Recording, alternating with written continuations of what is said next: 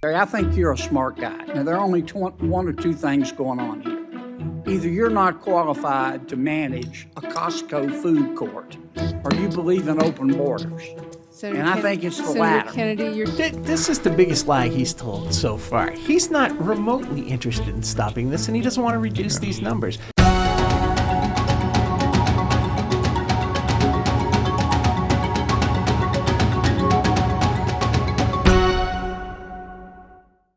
Welcome to No Border, No Country. We've got a familiar face in the news again, Matt, and it's a familiar face to you, especially your boy, Alejandro Mayorkas. Oh, yeah. What a piece of work. Yeah. So he came back to Capitol Hill for his regularly scheduled flogging by congressmen. In this case, it was the Senate committee, and they threw their bombs at him again about his disastrous performance as Secretary of DHS. And there were some new wrinkles I saw in his reactions that I'd like to get into, but prepare to be outraged because it's everything you've come to expect and more. All right. Let's see. Let's take a look here. This is John Kennedy, Senator John Kennedy from Louisiana, one of the most popular senators. He's very folksy and asked some provocative questions. So let's see what he had to say. Mr. Secretary and Mr. Secretary, thank you for being here today. Secretary Mayorkas, since President Biden has been president and since you have been secretary, how many members of Hamas have come into our country across the southern border? Senator, I'm not aware of a member of Hamas crossing the border. Have you stopped a member of Hamas from coming in? Senator, I am not aware of a member of Hamas being encountered at our southern border. Have you vetted all of the people who have, all of the 8.4 million people who have come into our country illegally? Senator, you and I have spoken about this before. As you know, we screen and vet individuals. Have you vetted all of them? Senator, as you know, we screen and vet individuals whom we encounter. You haven't vetted all of them, have you? Senator, as I said, we screen and vet individuals whom we encounter at our border. Right. Can you pause that? So tell me what's going on there. It sounds like he's dancing around the question. Well, he is dancing around because, first of all, with the number of gotaways that have come across the border, you don't know if any of those folks were Hamas. So he's saying, well, we haven't encountered somebody from Hamas, and he's implying that nobody from Hamas has attempted to get into the United States. But, of course, you don't know. And this goes back to what Don Rumsfeld said with known unknowns and unknown unknowns. So the known unknown here is that we have X number of millions of gotaways. There are people that the Border Patrol, based on what it's seen on sensors and cameras, can estimate got across the border. You also have an unknown, which is how many people didn't trip a sensor because they came in at a location that was so remote that there isn't one, or because they came in, in a maritime incursion at the border and came into the U.S. without being observed. And so he's dancing around the issue because the Biden administration's policy of throwing the border open, presuming that everyone that says the magic A word, asylum, qualifies for asylum, and then letting them in here is it's a policy of no policy. They're not vetting any of these people because, number one, they don't have the resources, and number two, you can't vet people that you didn't catch. And given the fact that we have said, hey, we welcome you with open arms, everybody who's coming here, and Tom Homan makes this point all the time, the ones who don't want to be caught have to be real bad hombres, as our former president would have said, because what's the disadvantage in being caught at this point? If you wander over the border and the Border Patrol hugs you and says, welcome to America, we're going to process you for asylum, then why wouldn't you want to give yourself up? Well, you wouldn't want to give yourself up if you've got something so bad that you want to hide it and you don't want anybody to find out about it. Therefore, you don't want to be caught at all. Okay, let's resume here. I want to move on because, with respect, Mr. Secretary, to quote a public official in my state, it takes you an hour and a half to watch 60 Minutes, and you try to filibuster us and use up our time. What is a safe third country policy? Senator, a safe third country policy is a policy that provides as follows: that when an individual is fleeing their country of origin by reason of fear of persecution, and they traverse another country that can provide them safety from that fear, then they may not qualify for humanitarian relief in their ultimate country of destination. Stop that for a moment. Because you're So here again, this is an absurdity. So there's been a whole lot made since the Trump administration about safe third country agreements, which is where a country like, say, Guatemala or El Salvador, whoever, says, when people come through our country, we're not going to let them traverse it on their way to Mexico, on the way to the United States. We are going to stop them, say, what are you looking for? And if they're seeking asylum, we'll process them for asylum. Here's the thing, though. We don't need any countries to do that. It's helpful when they do, and it makes it easier. But built into international law, built into the UN convention that gives refugee and asylum protections, is the presumption that the first country that you come to that can give you safe refuge is the country wherein you are obligated to file an asylum claim. This isn't forum shopping. You don't get to go to the United States because you prefer to be there rather than Mexico or someplace else. You're supposed to, under the international legal concepts that apply here, put your asylum or refugee protection application into the very first country that you come to that is safe. Because this isn't a relief of convenience. This is supposedly a protection for people who are being persecuted, and the goal is to stop the persecution. But then the ultimate thing that you want to do is return them to the country that they came from so that they continue to have the life that they had before. So this is, Kennedy is luring him into a trap about this, I think, and he's being the same old disingenuous ally that we always see. Now, you worked with Mayorkas, and you worked in the government, people like-minded to him. What would his or their argument be against that? Why does it not make sense to them that people who are allegedly being persecuted can go to the next nearest country? Well, first of all, I think he'd rather not address the issue at all. Second of all, I think if Mayorkas and his ilk actually really cared about any of these people, they would want to be settling them in places where the local language is Spanish, where the culture is more similar to their own, where there's ample opportunities for people to work with the skill sets that these people have. What this is really about is about changing the cultural demographics of the United States. The presumption is they're going to let all these people in. They're going to force a mass amnesty, and when the amnesty happens, everybody that they got amnesty and a path to citizenship for is going to vote Democrat until the end of time. Now, if they're in a position where they're stuck trying to make some type of a colorable, coherent legal argument, I think what they would say is, well, all of these countries in Central and South America are so unstable that people can't get safe haven there. There is no refuge, and it wouldn't be appropriate to make these people apply there. But the fact is, Colombia has just emerged from a period of instability and turned out to be one of the most stable countries in all of that area. And I believe on a number of occasions it has said, because of its economic conditions, that it would be more than happy to take a number of these people. So this isn't that this is not a feasible plan. It's that it doesn't suit the interests of the anti-borders ideologues. Having worked as an immigration judge, you must have seen the depth and the scope of this scam going on. They say they're persecuted by the government. In a lot of cases, they're really not. They say they're under threat of these narco gangs down there. In a lot of cases, they're really not. It looks like a big hustle.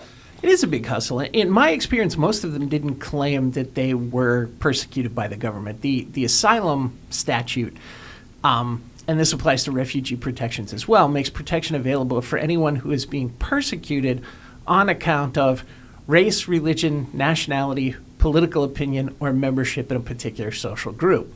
What's membership in a particular social group? No one knows. So what I experienced when I was an immigration judge is people would come in and they would say, I'm afraid of the gangs, or my husband beats me. And if it was the gangs, they would say, the gangs have seized control of the entire country. I can't go to the police. And I am a member of a particular social group, which is defined by people who resisted gang violence, or people who stood for moral uprightness and no gang crime. Same thing with the particular with the domestic violence, although in that case the particular social group was a little more clearly defined because they would say it's a misogynistic society and I am a female. However, there's a number of problems with that. Appellate courts have repeatedly said that it cannot be a circular, tautological, self-referencing definition. So the particular social group can't be defined by the persecution itself. And in the case of women, which are, definitely a particular group when compared to males, the fact is in most of these places, there isn't misogyny. There may be some as an aspect of the culture, but into the constitutions in these countries, there are women's rights built into them. And into the legal systems in most of these countries, there are specific protections for women, as well as domestic violence courts. Moreover, when you take a look at this overall, it's a sovereign country's responsibility to protect its citizens from crime. So what's a gang? It's organized crime. It's like the mafia. What's domestic violence? It's a crime. Asylum is being abused and strained significantly beyond what it was originally intended to do, which was to protect people from the type of persecution that went on behind the Iron Curtain under the Soviet Union, that went on under the Nazi regime. And I think that the intention behind the particular social group language was to protect groups that perhaps were not ethnically identifiable, like the Irish travelers, who people colloquially refer to as gypsies, but they're not actually Roma in ethnicity. And so that was the intention. It was never intended to be something where there was a self-nominating, self-defined group that is defined by the fact that they were the target of persecution. Because they Let have me stop you because you're watching 60 Minutes again. Well, it's Senator. A safe third country policy, you can tell me if I misunderstand this. Safe third country policy says America has joined the UN treaty that says if you're being persecuted politically or for race or for religion in your own country, you can seek asylum in the United States. But this is the safe third country part. You have to seek that asylum in the first safe third country that you enter. Is that basically correct? Of the safe third country policy? Are you asking me, is that a correct Yes, I am. assessment? Yes, but let me also Okay, just. let me ask you this, Mr. Secretary. Safe third country policies have been around for over 40 years, haven't they? I don't know, They started in the 1980s in of all places, Scandinavia, didn't they? I don't know, Senator. Stop this again for a and- second. Okay, now this is another point that I think a lot of people miss about Mayorkas. They presume because he's the Secretary of Homeland Security and because he was previously the Director of U.S. Citizenship and Immigration Services that he knows anything about immigration law at all. And the fact is, he was a U.S. attorney. He's to the extent that he's an expert in any kind of law, he's an expert in criminal law. I've forgotten more about immigration law than this guy is ever going to know. And this is a problem because all of these administrations, and this happens in both Republican and Democrat administrations, keep putting these people into these positions who don't know anything about immigration law. Now, the difference is when it's a law and order, regardless of what party they're from, administration, then the person who goes in usually presumes, all right, I'm going to understand the basics of the law and I'm going to rely on the people that have expertise to tell me what is appropriate and what isn't. People that have been working in the agencies for 20 or 30 years. When it's not a law and order administration, you have an obstructionist twit like this guy with this giant ego who goes up there and acts like he's superior and has all this knowledge about this when he doesn't know anything at all about it. Because, yes, these third country policies have been around probably longer than 40 years. The concept, much like the Refugee Convention itself, was pushed in Scandinavia, and has been a big concern for a long time for the Scandinavian countries. Now, we could do a whole separate episode on the problems with asylum and refugee policy in places like Denmark and Sweden. But this is the kind of stuff that a person who is an agency head responsible for this should know about. If you ask the Secretary of State about, I don't know, the Westphalia Agreement, the Treaty of Westphalia, and he was like, oh, I don't really know, people would be shocked. I don't know, Senator. And the UK has a safe third country policy, doesn't it? Senator, the UK is underway in addressing its immigration challenges. Spain has a safe third country policy, doesn't it? Senator, if you know the answer to the question, I'm not sure why you're posing it to me. Greece has a safe third country policy, doesn't it? Because I want to know if you know. You don't even know how many people are coming into our country. That is not Greece true. has a safe third country policy, doesn't it? Senator, I disagree with the statement that you... I understand, but does Greece have a safe third country policy? I do not know if it does. Canada, the EU, Turkey, Norway, they all have safe third country policies, It's don't interesting. It's interesting you cite Canada because I negotiated the safe third country Yeah, agreement. and the first thing that President Biden did, and you did when you took office, was abolish our safe third country policies. Now, in 2023, this is Senator Hovind's chart. What percentage of the illegal immigrants who came across the southern border were not from Mexico? Do you know?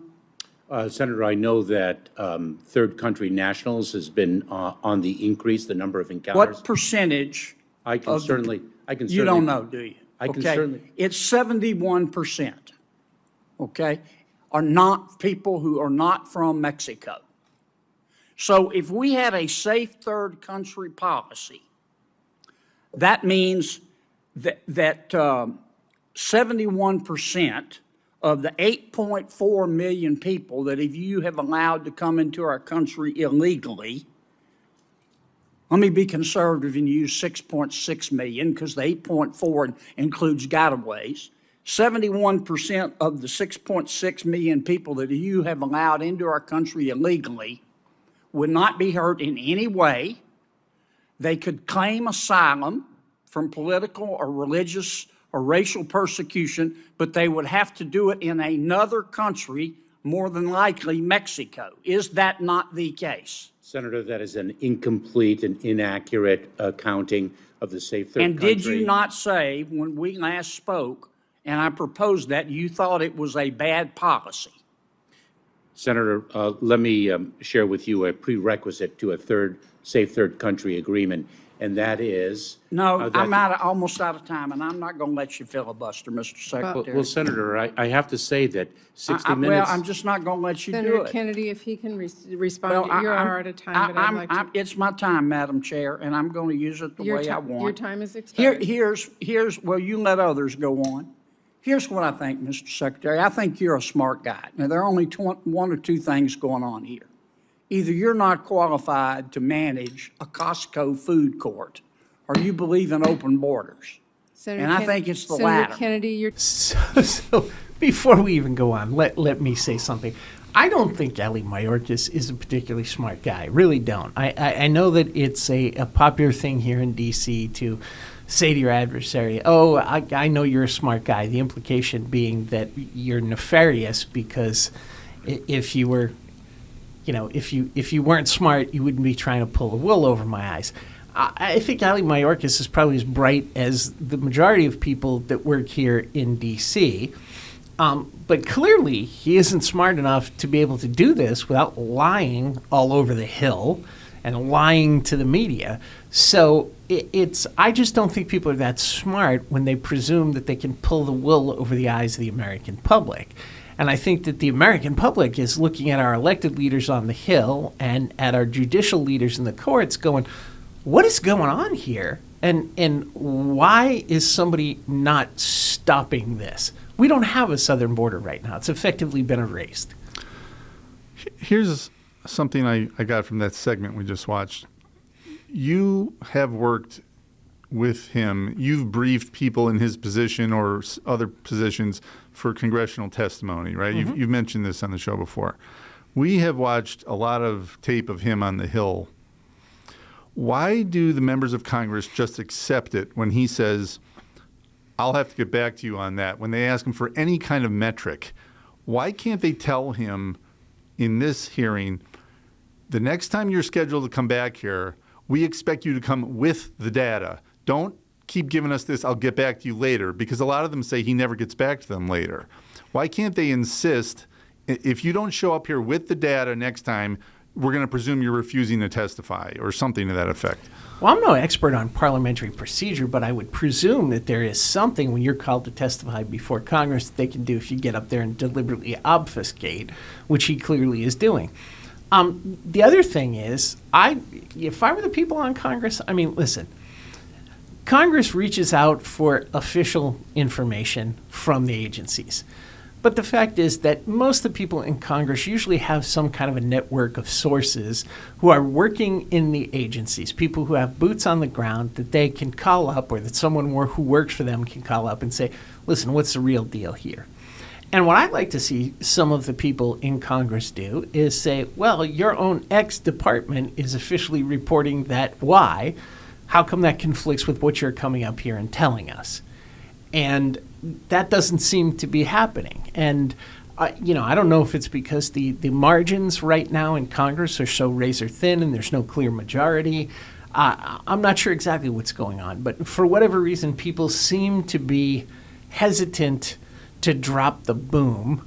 A lot of that may have to do with the fact that because this administration has been so opaque with the information, people are afraid that if they do get it from within the agencies, they think that these clowns are going to pull out some kind of official report with deliberately baked numbers that misrepresent everything. And then, you've got the mainstream media jumping on that, presuming that whatever Lionel Mayorkas said was the truth and that whatever Kennedy said is not. So, that may be affecting it. But this is a travesty. This is not how American government is supposed to work.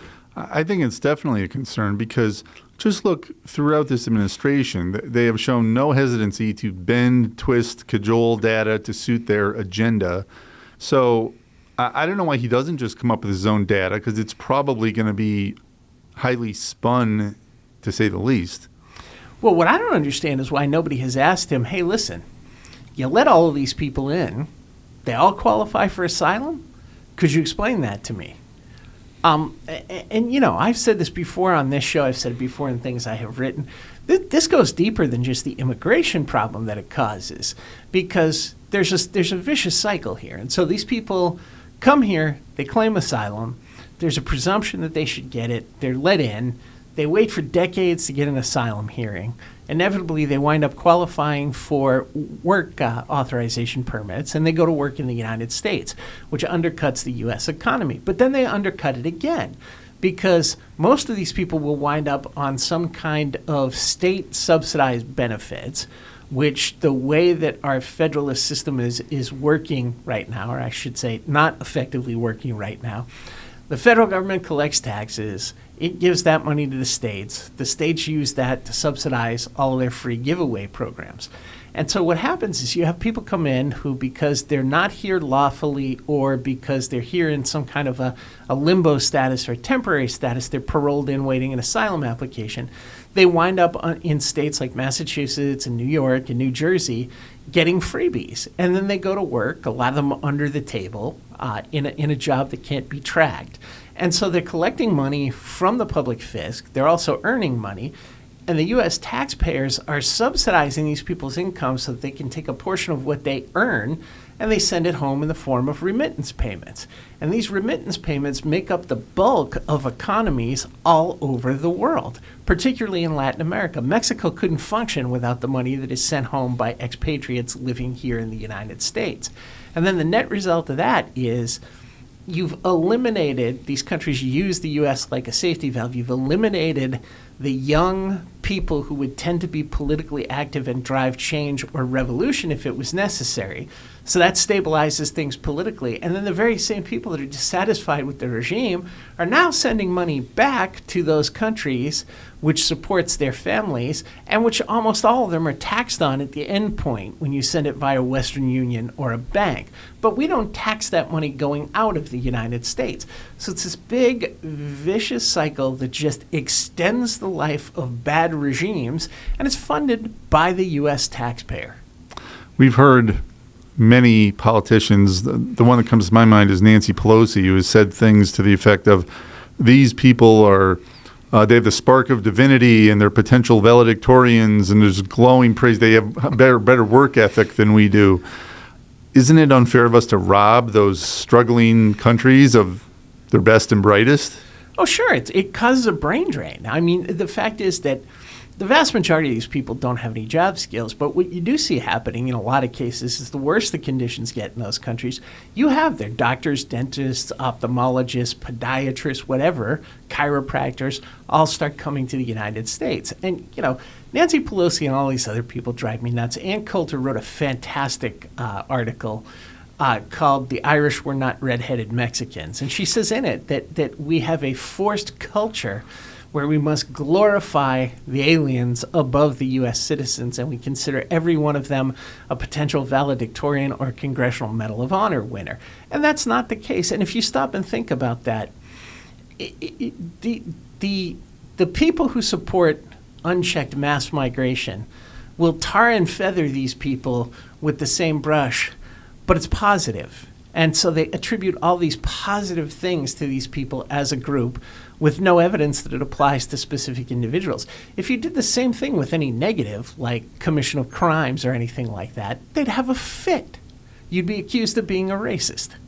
I'm Tom Homan. The Biden administration is reversing America's progress on immigration, reversing ICE's ability to deport criminal illegal aliens, reversing job protections for Americans, and construction of the wall. That's why I've joined EARLY, the Immigration Reform Law Institute. EARLY uses the courts to stop bad immigration policies. Join me. Support EARLY at early.org. Help win the immigration fight in the courtroom. Paid for by the Immigration Reform Law Institute. So we have one more piece of questioning of Mayorkas we're going to look at, Matt. This is Senator Lindsey Graham from South Carolina, who goes a little deeper with Mayorkas here on his just dreadful performance as DHS Secretary. So let's take a look here.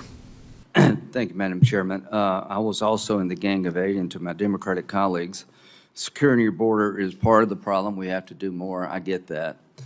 The challenge before us is to help Ukraine. It's to help Israel. I want to do that.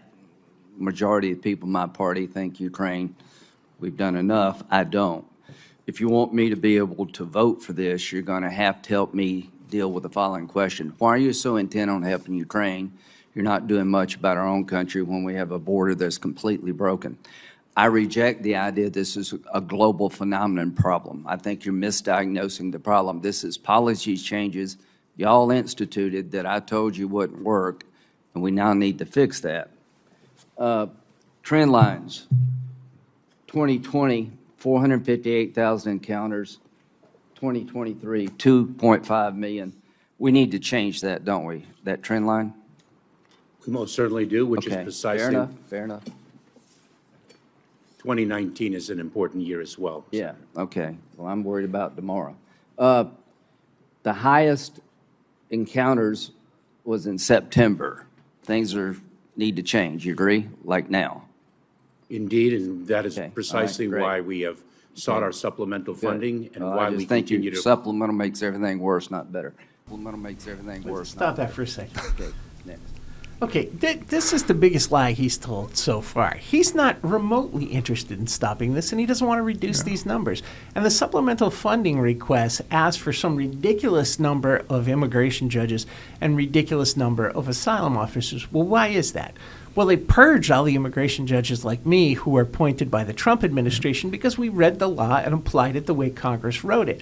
What they want is a cabal of people who used to work for anti-borders, pro-illegal alien organizations that are going to rubber stamp everything that goes through the immigration court. And then, as they've proposed, they want to take all of these asylum cases and transfer as many of them as they possibly can to asylum officers. Why? Well, because the Refugee Affairs and International Operations at USCIS is the kumbaya contingent of an already liberal agency. And these are people who, if you showed up and said, somebody didn't feed Spike my dog, I want asylum, then they'll grant it. And so what they want to do is they want to recruit a bigger core of these people, most of whom are like returned Peace Corps volunteers, people with histories with pro-illegal alien organizations. And that's not going to decrease the numbers of people that are streaming over asking for asylum. 99.9% of them who have never experienced anything in their life that would even bring them close to a legitimate asylum claim. We've heard Mayorkas talk like this before in other testimony where the members of Congress read him the Riot Act and then his response is, and that's why we're asking you for more funding.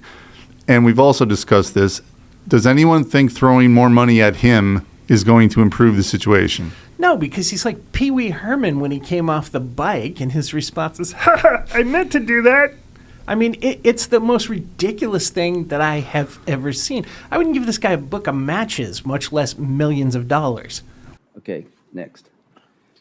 You said something I want to agree with. You told Senator Lankford that basically the asylum system needs to be reformed from top to bottom. Do you still stand by that? I do. Okay. What's the denial rate of asylum claims? Well, Senator, we'd have to break it down. The asylum system has an initial screening rate.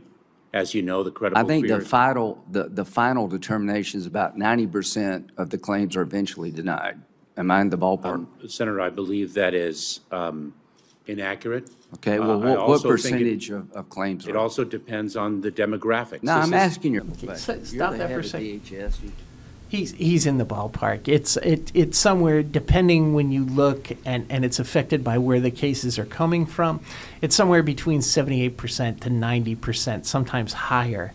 The number of cases that ultimately wind up being denied. It's a relatively low rate of claims that are approved. Now, that number of claims that are denied has increased since the Obama administration tried to wedge in gang violence and domestic violence as bases for asylum, which they were never intended to be. Asylum is not, there are bad conditions in my country, therefore I don't want to be there. It is a form of relief that is available, like refugee status, only for people who are being persecuted according to the definition of persecution which is set forth in the Immigration and Nationality Act. So when I hear him go, the asylum system needs to be reformed top to bottom, I think, well, yeah, he's right, it does. It needs to be reformed so that we get all these garbage applications out of it. If they were to give immigration judges the ability to dismiss on the pleadings bogus asylum claims, 90% of the backlog, which is currently clogging up the immigration courts, would disappear. That exchange was a little bit misleading for people that might not know who Mayorkas is. Senator Graham was trying to say, well, they're in agreement. The asylum system needs to be reformed. And Mayorkas said yes. However, I think that's where the agreement ends because Yes. what Graham is suggesting is an asylum system that eliminates the fraud and the abuse and all of that. Yes. Mayorkas, bet your bottom dollar, wants an asylum reform that makes it easier for them to come in, Yes. right? Yes, and when you stop and think about this is absurd because Mayorkas is a Cuban Jew. His family fled Marxist Cuba under Castro, and he came here, and everything that he is today, he would not have been able to be in Cuba.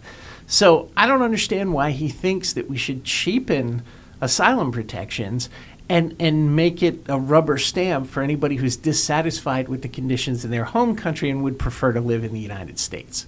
Here's a simple question. You're the head of DHS, and you can't tell me how many asylum claims are approved versus denied. Generally speaking, across the board on a macro basis, it's approximately 75%. Okay, so if 75% are denied, would you work with me to change the initial screening standard? Senator, I will work with you to achieve a comprehensive solution, because a piecemeal solution will lead to remaining Well, problems. if you're expecting comprehensive immigration reform between now, that's not going to happen. Will you work with me to fix the asylum system? Senator, I will continue to work with you to fix the immigration system that is fundamentally broken. Let's parole. Stop that there. How many people? The fundamentally broken thing drives me nuts. The system is only fundamentally broken if you think the function of the system is to shovel people into the United States at the fastest rate possible. If you don't think that that is the function, then it's not that the system is broken, it's that the people who are responsible for administering the system have completely abdicated all of their duties under the system and are ignoring the law. The fact is, the immigration system isn't broken. The authorities that are in the Immigration and Nationality Act are more than adequate to accomplish the objectives of the current legislation, which is to protect the American public, protect the American economy, protect American public safety, and protect American national security, with the overall goal of ensuring that our sovereignty as a country is maintained. Clearly, that's not what Ali Mayorkas wants to do. And for him to get up there and claim that, oh, this is all the result of a broken immigration system, no, it isn't, because you haven't done anything that the system requires you to do. You've deliberately ignored everything that you're obligated to do under the existing system. Those answers he gave right there are all the evidence you need that he's a classic big government bureaucrat, because here's Graham telling him, let's work on this specific problem, the asylum problem. And his response is, I'm for comprehensive reform. That means giant amnesty program, totally reinvent the wheel, which is not what Graham is asking for. It's like these congressmen who are asked to vote on a very specific bill, and they say, what's needed is a sweeping omnibus legislation, which is going to be loaded with pork and all that stuff. It's just such a DC answer. Well, Mayorkas' concern here clearly isn't the wants, needs, and safety of the American public. What he's concerned about is making all the people who are foreign nationals, not citizens of the United States, who are outside the United States, by definition have no rights within the United States, making them happy. Now, you got to ask yourself, why does a politician, he's not in an elected office, but he's a politician he's a politician all the same, nonetheless. Why is an American politician concerned about making a bunch of foreign nationals who can't vote happy? There's only one reason he can be concerned about that. It's that he thinks that they're going to become voters eventually, and they're going to vote for his party, which then has the net effect of keeping him in power and keeping him employed. And clearly this schmuck couldn't hold a job in the private sector. I mean, can you see this guy trying to answer to a partner at a law firm or a corporate executive? Ali, how many widgets have we sold this month? The widget production system is broken. We need to comprehensively reform it. He'd be bounced out the door in about 2 seconds flat. Like John Kennedy said, he probably couldn't run the food court at Costco. So, how many people?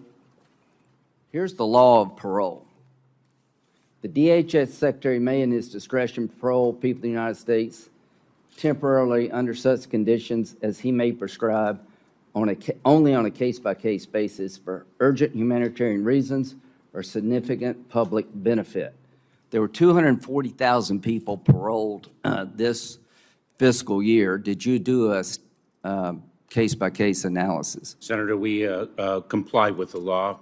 So there is a file for all 240,000 where somebody determined they meet these two criteria. There is an individualized determination made by on our all personnel. 240,000. And I can see that. Yes, Senator. Okay, I'm asking for that.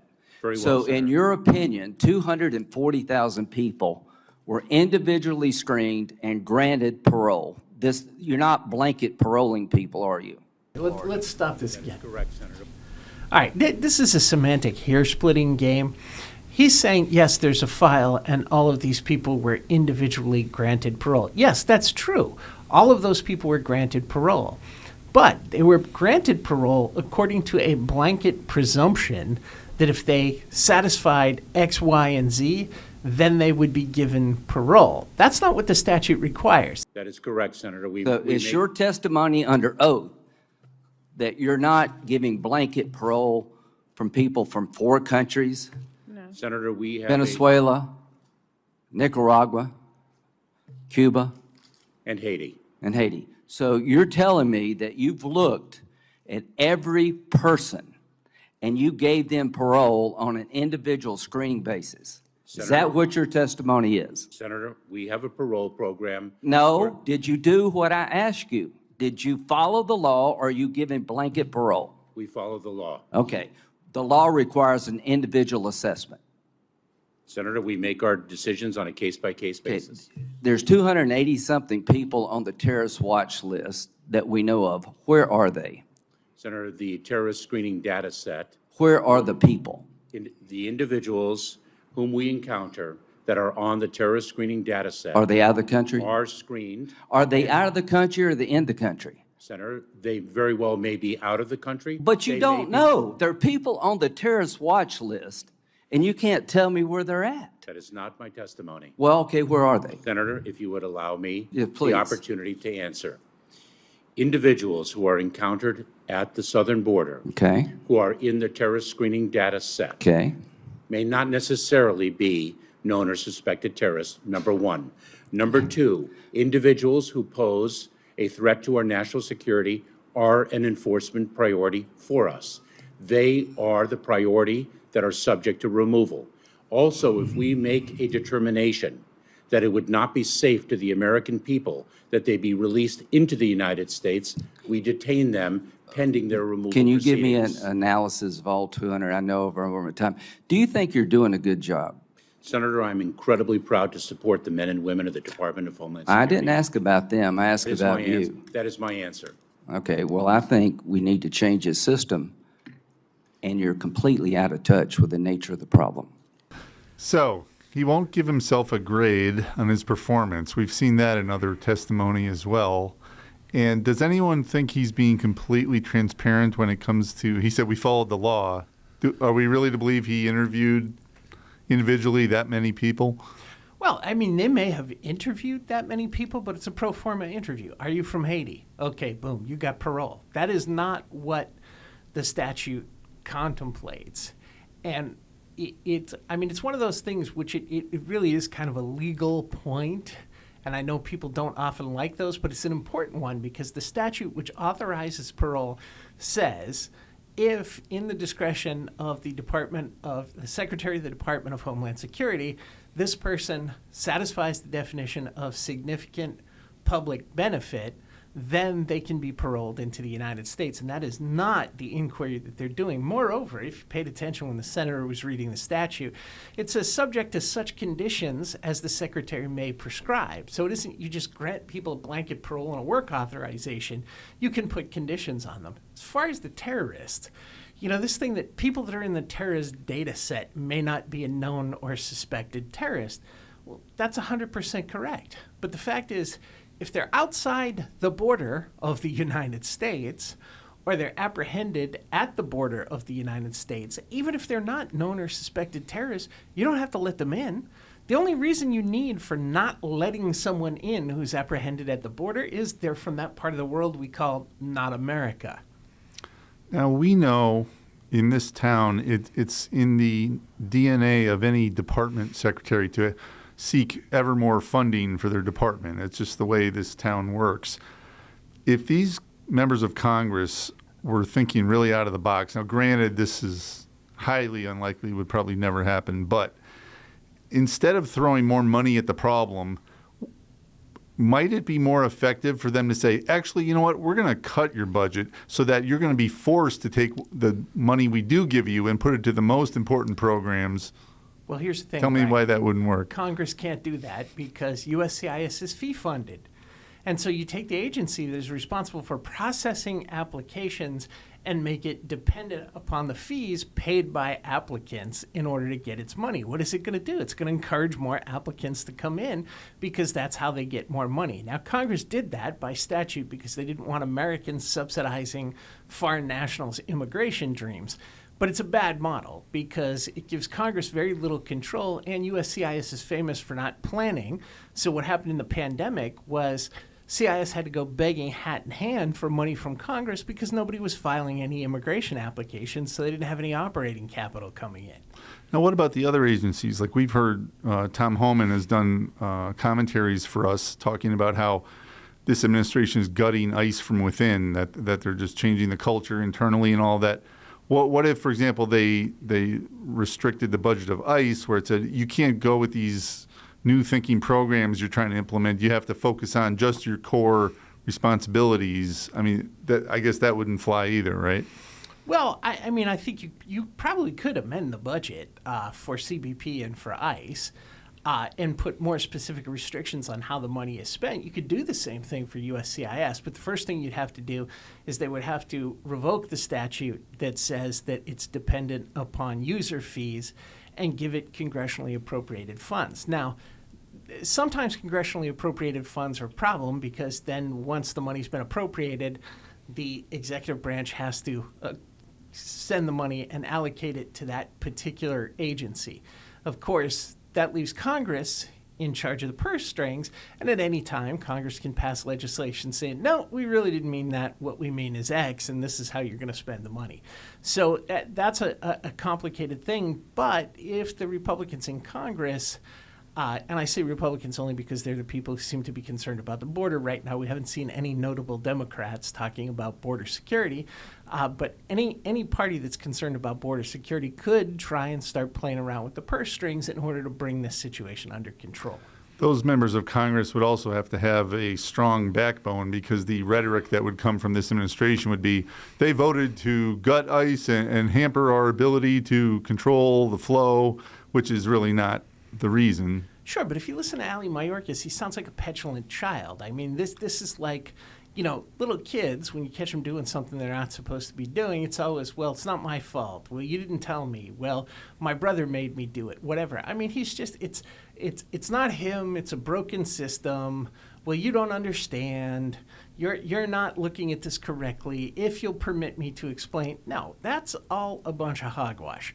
The problem here is that this administration came in with an axe to grind about wanting open borders. They deliberately said that they were going to reverse everything that the prior administration did with regard to border security simply because it had been passed by the prior administration.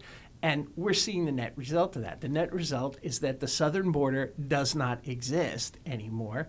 Nobody's paying attention to the eastern and western borders, which are the seacoasts, and the northern border is only semi-secured because Canada has more or less played the game. But the incident becomes not in Canada's interest to impede people who are trying to come into the United States, and that border's not going to be secure either.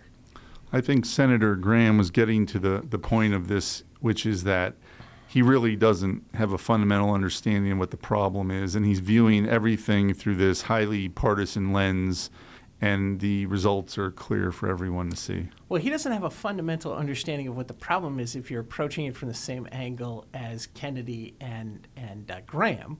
If you're approaching it the way that his party and the people that he is working with approach it, then the world is divided into victims and oppressors. The U.S. is an oppressor. All of these people are victims. And so the only nice and appropriate thing that we can do is let them all in because it's somehow our fault that they're living in extremis in other places, which of course absolves anybody from those countries of any responsibility for the political situation in their own country. And if you think about it, it doesn't make any sense because, we talked about the Ann Coulter factor and the, insisting that these people are all, as Nancy Pelosi said it, touch with the spark of divinity, so on and so forth, that they're all better than Americans. Well, if that's true, how come they don't have any agency to fix the problems that they are allegedly fleeing from in their own countries? And as you said earlier, he really isn't an expert at this issue, but the views he holds that you just explained are really why he was elevated to that position in the first place. Yeah, it's ideological. I mean, the only thing he seems to be an expert at is dissembling and not telling the truth when he goes before Congress. Hello, and thank you once again for tuning into the No Border, No Country podcast. We appreciate your support. Please stab that like button, subscribe, and if you'd like more information about us and our mission, please go to www.early.org. And if you want to listen to No Border, No Country in your car, in your bedroom at night, on your headphones while you're jogging, we're on most major podcast platforms, including Apple Podcasts, Google Podcasts, and Buzzsprout. Thank you again for watching No Border, No Country.